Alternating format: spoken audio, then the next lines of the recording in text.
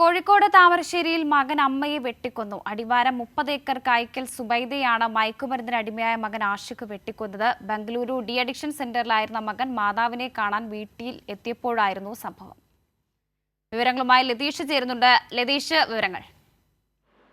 വർഷ ഉച്ച കഴിഞ്ഞ് 2:30യോടുകൂടിയാണ് നാടിനെ നടുക്കിയ കൊലപാതകം നടന്നത്. താമരശ്ശേരി കൈതപൂരിൽ മയക്കുമരുന്നിനടിമയായ മകനാണ് മാതാവിനെ വെട്ടിക്കൊലപ്പെടുത്തിയത്.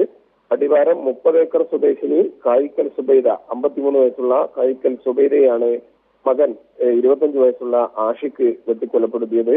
ആഷിഖ് കുറച്ച് നാളുകളായി ബംഗളൂരുവിലെ ഡി അഡിക്ഷൻ സെന്ററിൽ ചികിത്സയിലായിരുന്നു. ഇടയ്ക്ക് വീട്ടിൽ വരാറുണ്ട്. വരുന്ന ഘട്ടത്തിലെല്ലാം ഇത്തരത്തിലുള്ള എന്തെങ്കിലും പ്രശ്നങ്ങൾ സാധാരണ ഉണ്ടാക്കാറുണ്ടെന്നാണ് നാട്ടുകാരിൽ നിന്നും അറിയാൻ കഴിയുന്നത്.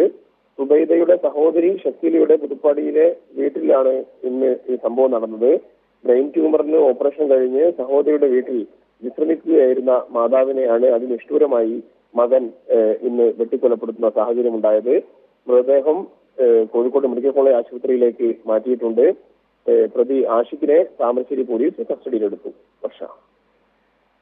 ശരി ലതീഷ്.